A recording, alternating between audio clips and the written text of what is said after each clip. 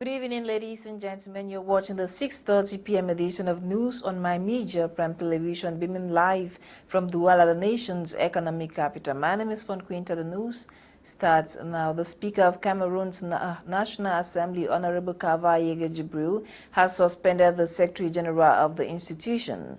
The information is contained in a document signed on Friday, January 28, 2022, as Lasha Kingsley tells us. The Speaker of the Lower House of Parliament of Cameroon, the Right Honorable Kavayege Jibril, has suspended the signature of the Secretary General of the legislative body. In an administrative document which went viral on the social media Friday, January 28, 2022, the Speaker did not immediately cite the reasons for the suspension of the Secretary General of the institution, Kumba Gaston, but stated in clear terms that during the suspension period, the Assistant Secretary General No. 1, Abdoulaye Daouda, will manage the affairs of the House until further notice. Meanwhile, a source close to the Speaker has said the suspension is as a result of embezzlement allegations, power tussle, disrespect of hierarchy, treason, just to name but these few. The embezzlement scandal rocking the National Assembly, according to these administrative documents in which the Secretary General has been unable to justify the disappearance of close to £1 billion CFA from the coffers of the National Assembly, is just one of the reasons why he was suspended. Sources equally say Honorable Kavayege has already reportedly seized the presidency of the Republic of Cameroon on the matter and has suggested someone from the two English-speaking regions of Cameroon as a possible replacement of the current Secretary General of the National Assembly. The Olympic Stadium will host the match between Cameroon and Egypt come February 3, 2022. The fixtures comes after AFCON Organizing Committee lifted a suspension of the stadium yesterday, January 30. Audrey Zadza with details in this report.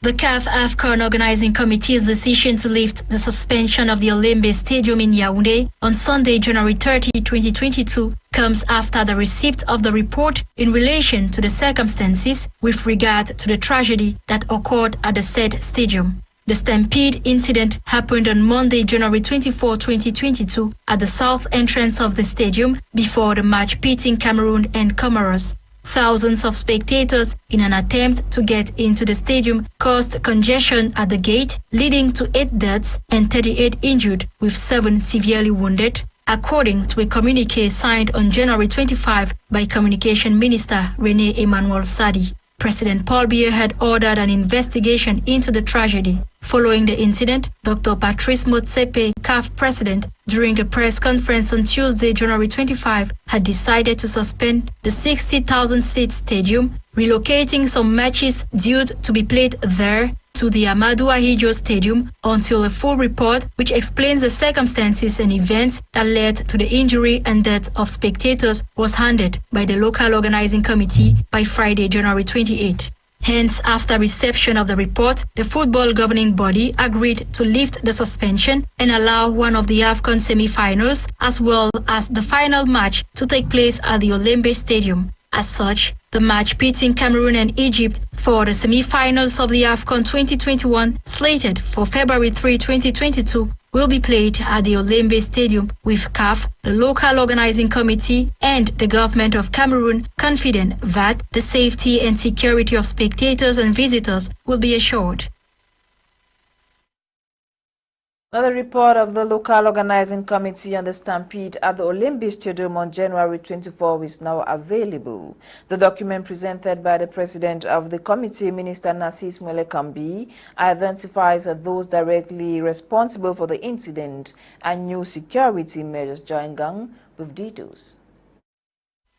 Following the stampede at the Olympic Stadium that resulted to the death of 8 football lovers and several others wounded on January 24 during an AFCON knockout match between Cameroon and the Comoros Islands, Minister Narcisse Mwele-Kambi, who doubles as the president of the local organizing committee, presented clarifications on the incident to the national and international press on Friday, January 28, 2022. After investigations carried out by an interministerial delegation dispatched to the Olembe Stadium, the minister said the late influx of spectators into the stadium was the main reason behind the stampede. According to the local organizing committee, the fans and football supporters started coming to the stadium towards 6 p.m., a situation which contributed to the congestion and traffic, motivating the forces of law and order to open the south gate of the Olembe Stadium. Insufficient security personnel has equally been attributed to one of the factors that caused the deadly stampede. However, to ensure a smooth continuation of the tournament at the Olembe Stadium, the local organizing committee has envisaged several security measures, among which is a prohibition of children below the age of 11 from the stadia, increasing the number of checkpoints and opening many access routes. The local organizing committee has equally banned the distribution of free tickets and the sale of tickets around the stadium on match days. For further security measures, stadium gates will be open 5 hours to the matches, with the publication of opening and closing times of the gates, among other measures. Minister Narcis Mwele Kombi emphasized that the Olembe Stadium was constructed with strict respect of international security norms as prescribed by CAF and FIFA. A gang of 2 bandits accused of murder and theft are currently under custody at the Mungo North Gendarmerie Company. They were arrested after a search operation launched by elements of the Mungo North Gendarmerie Company over the weekend. Details right ahead. The population of Kongsamba Mungo Division of the Lithoral region of Cameroon, especially the Muslim community, can now heave a sigh of relief following the arrest of a gang of 2 accused of terrorizing the population and murder. This is 27-year-old Mbei Paul alias Chop and Die and his twin brother Mbei Peter alias The Killer. They are currently gnashing their teeth behind bars at the Mungo North Gendarmerie Company. The suspected bandits, who were presented to the press over the weekend as said to have assaulted and killed a motorcycle rider, identified as Mohamed Bala, and his bike taken away on the night of January 22nd and 23rd, 2022. L'assassinat a eu lieu dans la nuit de samedi à dimanche. The assassination took place in the night of Saturday and Sunday. The thieves stopped the motorcycle rider in town and told him they are going to Cité de la Paix. Upon arrival, they assaulted a young Mohamed Bala, killed him and took his bike. That same evening, they attacked 2 other victims. Sur les lieux de l'agression et ils ont emporté sa moto. Dans la même soirée, ils ont agressé encore 2 personnes.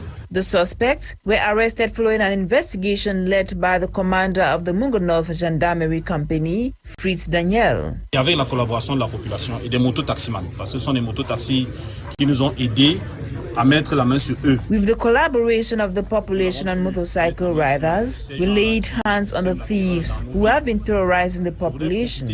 I want to beg the people of Kongsamba, motorcycle riders and the Muslim community in particular, that the gendarmerie is in the town of Kongsamba to protect them and they should not be scared to report any suspicious act. Et qu'ils n'aient pas peur de venir dénoncer tout acte qu'ils jugent suspect.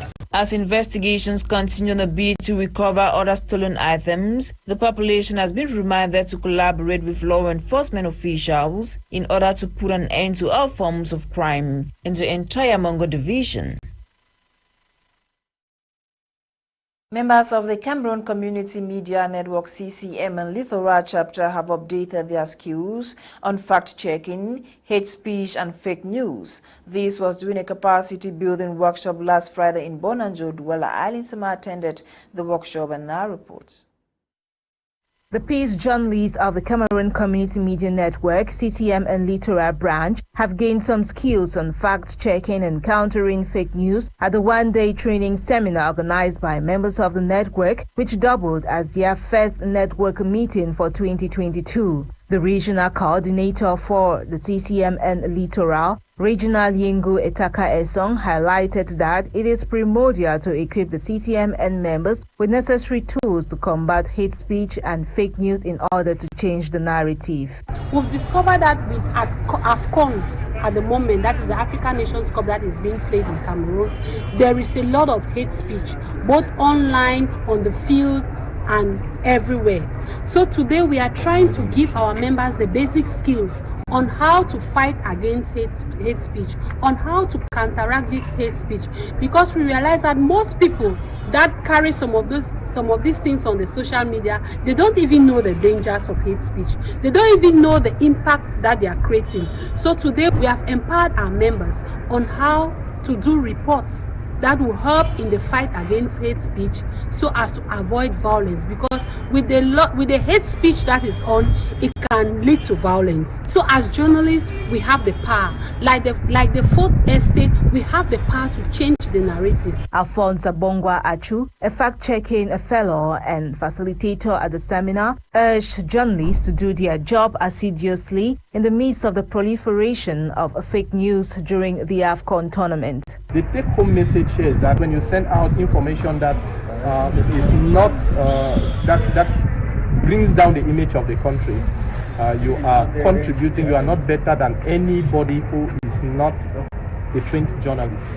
You know, we are supposed to put on our caps of citizens, but also our caps of journalists, in order to ensure that within this time lapse that Cameroon is receiving Africa and the world, we as the journalists, we are supposed to project that right image through the circulation of the right information. People have been very quick to send out information, especially with regard to issues like COVID-19, fake COVID tests that are conducted. Cameroonian journalists have been sending out this type of messages.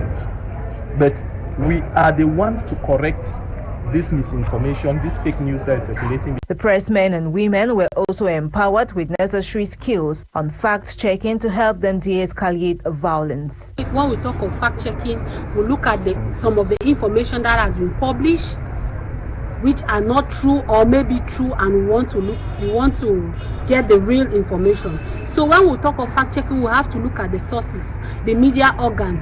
Is it a credible media organ? We have to look at the credibility of the media organ, the credibility of that person giving you that information, that we always call the source, because it does not depend on the person, because even somebody that you think that is an accountable, a big person in the society, can still give you wrong information. Meantime, the CCMN members' Litera chapter shared on some measures to move the network to higher heights, implementing the principles of the network like community development and being proactive.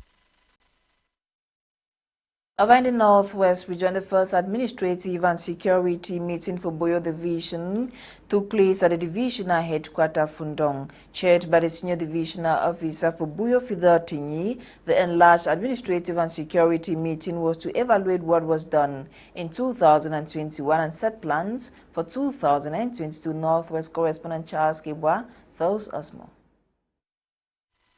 The first enlarged 2022 administrative and security meeting for Boyo Division in the Northwest region took place at the divisional headquarters of Fundong. Chaired by Boyo SGO Fidel Tinye, the enlarged administrative and security meeting to evaluate what was done in 2021 and plan for 2022, considering Boyo Division one of the epic center of the socio-political upheavals prevailing since 2016 in the Northwest region, and aware 2021 wasn't an easy year in Boyo Division, the SDO Fidel Tinye thanked collective resistance and resilience that made the division output positive in many domains. With the execution of last year's budget, Boyo Division scored 95.5%.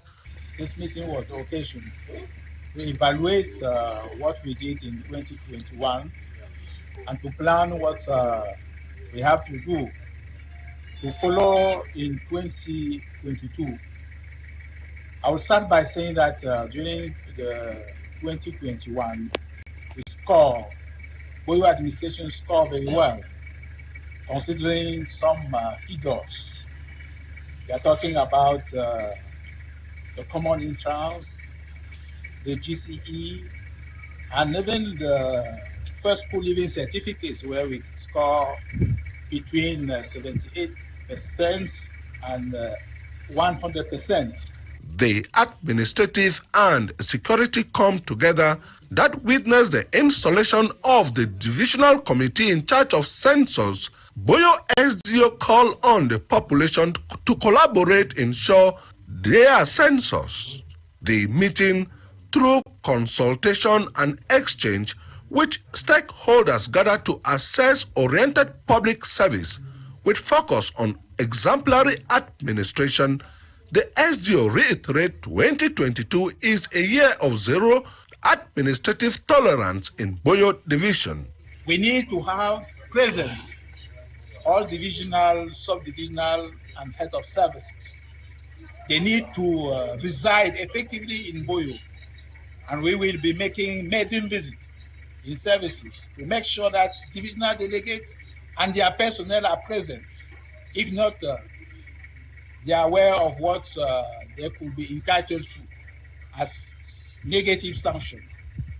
But we will take all measures all the same to sanction positively all stakeholders, all traditional rulers, all members of the civil society who is working for the construction of a great Boyo.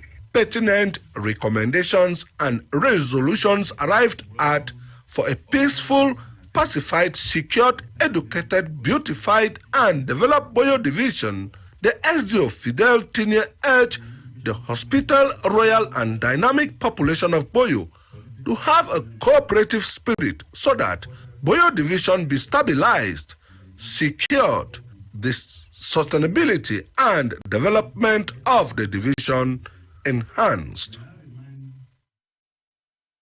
Charles Kebwa reports in that religious news Christians of Presbyterian Church Cité de la Paix East Mungu South Presbytery now have a new spiritual leader.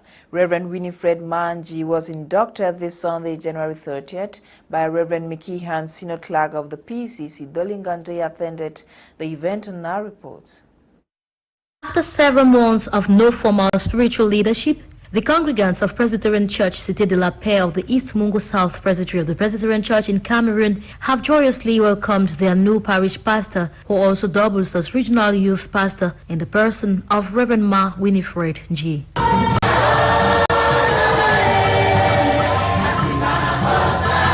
While instituting the newly inducted pastor into office, the Reverend Mickey Hans, Senior Clerk of the PCC, has also reminded the pastor of her duties. It's a message of renewal. It's a message of new beginning. We all know that the Cité de la Paix congregation has gone through quite some difficult moments, and we have come to encourage them that a new beginning is possible. That they should no longer focus on their past failures, but they should look forward with hope and focus on what God has in store for them. Massively attended by an entire college of pastors, blended with both civil and local administrative authorities, plus a cross-section of the congregants, the inductee has assured the church she will serve them only with the help of God. The opportunity that God has given me to serve in this congregation, I think I asked the question, why me? But I know that God has a plan and why He has decided to send me here. Well, the congregation has a lot of challenges. Put everything in the hands of God, and we pray that He will see us through. And as the chief of this area, this is what the presence of an English-speaking church means to His Majesty Meyong Bizolo Jean-Claude. We have never got any church where the people speak English. This is the first time that my culture just has a parish where the people express themselves in English. So for me, that is something just like a gift of God. Just to have a church, a parish where people expressing themselves in English is just a gift for me. Now would I call the people of this quarter to attend this church because this is going to encourage bilingualism. You know, we are French speaking here, but now they are English speaking. I would like my people just to come sometimes here. Highly animated by a blend of carefully selected religious and cultural songs, the smiles on their faces can only indicate the dawn of a new day has arrived.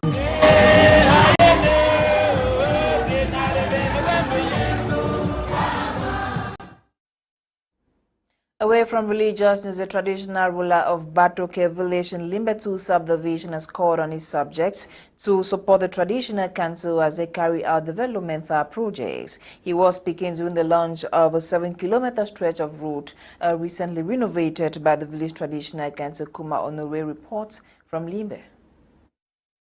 The population of Batoke village have expressed joy and satisfaction to the village traditional council for embarking in the digging of farm-to-market routes, which has been their cry over the years. The more than 7-kilometer stretch of earth roads begin from Batoke Market, moves towards Etome Forest, and ends just below the foot of Mount Etini. The road, popularly known as German Road, was recently launched by His Royal Highness Chief Otto Mulungu Molive alongside members of the Village Traditional Council.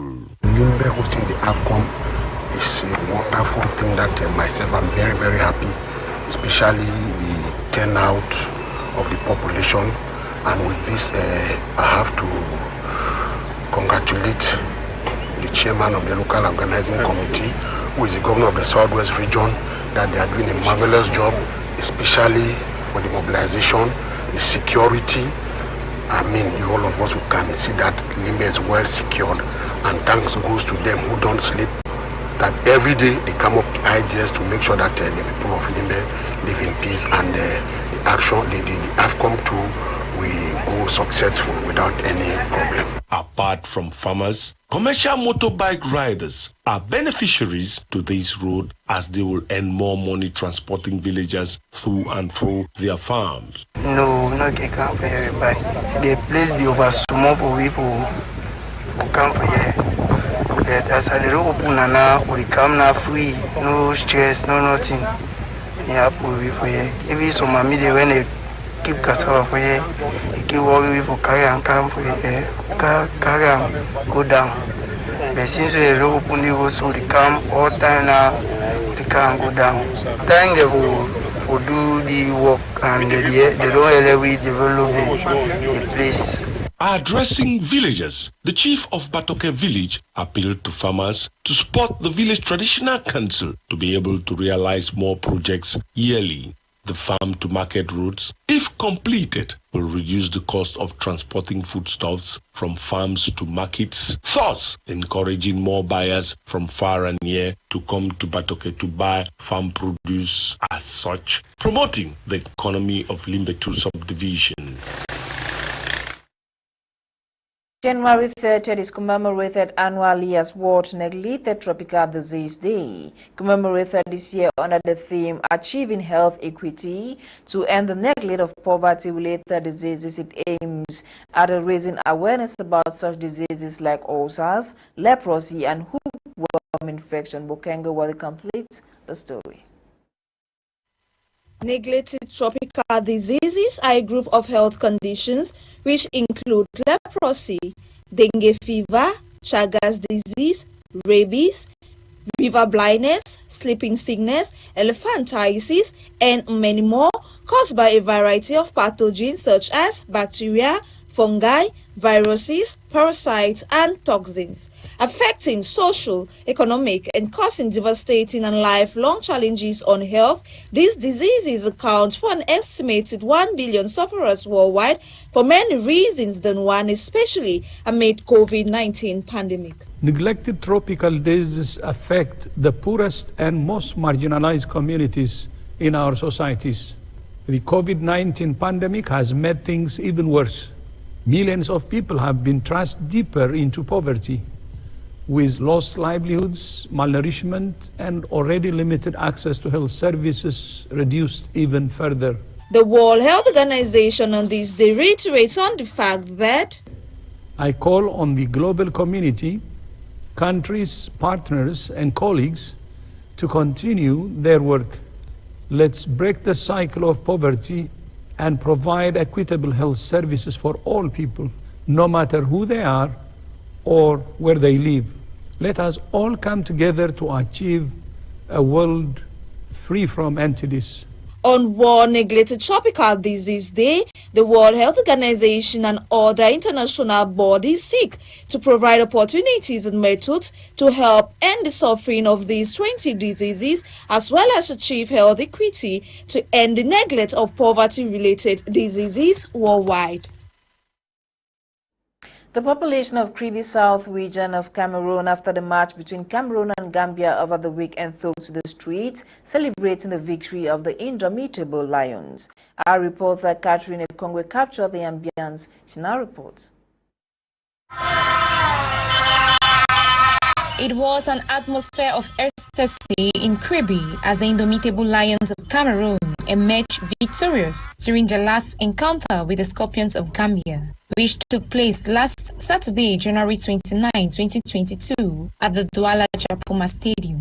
The population could be found rushing into the streets to celebrate the victory of the lions. The victory which qualifies the lions have been appreciated by some of the fans. We are the real lions, because at the beginning we are not lions. As the coach said, we play for 90 minutes, but at the take 10 minutes to win us.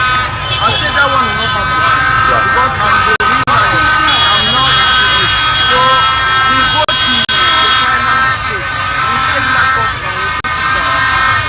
Bravo, bravo. Due to the excitement, the intervention of the security officer was needed on the streets, especially at the main roundabout, where hundreds of fans gathered to celebrate.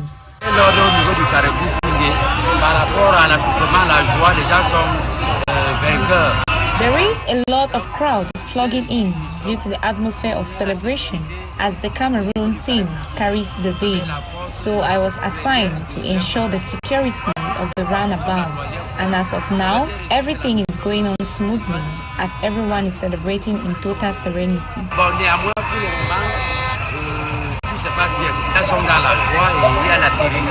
This victory guarantees Cameroon to lock horns with Egypt come Wednesday, February 2nd, 2022 at the Olembe Stadium for the semi-finals. And with the current performance of the Lions, it is very much hoped that the Lions return home the trophy. Catherine Ekongwe reporting today's edition of Prime News on My Media Prime Television. My name is Fon Quinter. Coming up next is Focus on AFCON with Magdala A. Young Besong. Have a great evening in the company of more programs on The African Eye.